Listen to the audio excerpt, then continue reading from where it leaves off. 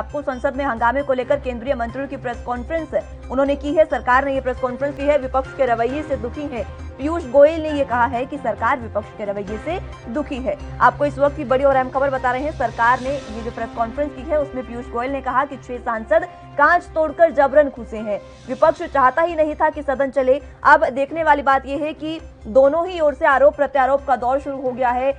विपक्ष पक्ष पर आरोप लगा रहा है और बीजेपी कांग्रेस पर। लेकिन संसद में हंगामे को लेकर जिस तरीके से केंद्रीय मंत्रियों ने सरकार की ओर से प्रेस कॉन्फ्रेंस की है उसमें केंद्रीय मंत्री पीयूष गोयल ने यह बात कही है कि विपक्ष के रवैये से सरकार दुखी है और इसी वजह से संसद लोकसभा की कार्रवाई तो पहले ही 2 दिन पहले स्थगित हो गई और राज्यसभा की अनिश्चितकालीन के लिए स्थगित हो गई है। विपक्ष चाहता ही नहीं था कि किसी मुद्दे पर चर्चा हो, ये केंद्रीय मंत्री पीयूष गोयल ने कहा है। विपक्ष के व्यवहार से सदन की गरिमा गिरी है, ये भी उन्होंने कहा। इसी के साथ आपको ये भी बता दें कि अभी 2 दिन पहले की बात है जब खुद एम वेंकैया नायडू जो राज्यसभा के उपसभापति थे वो भावुक होते नजर आए थे, क्योंकि उन्होंने साफ तौर पर कहा था कि संसद की गरिमा का पालन नहीं किया जा रहा है और ये लोकतंत्र की हत्या उन्होंने करार दिया था। हालांकि अब विपक्ष के रवैये से दुखी है सरकार, ये केंद्रीय मंत्री पीयूष गोयल ने कहा है। लगातार सरकार कांग्रेस और सभी विपक्षी दलों पर यह आरोप लगा रही है कि विपक्षी दल लगातार चर्चा नहीं करना चाहते थे और इसीलिए संसद की कार्यवाही को पहले ही स्थगित करना पड़ा।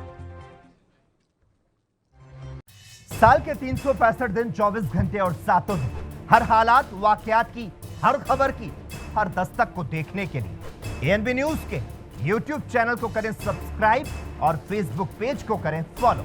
उठाइए रिमोट और जुड़िए एएनबी न्यूज के साथ।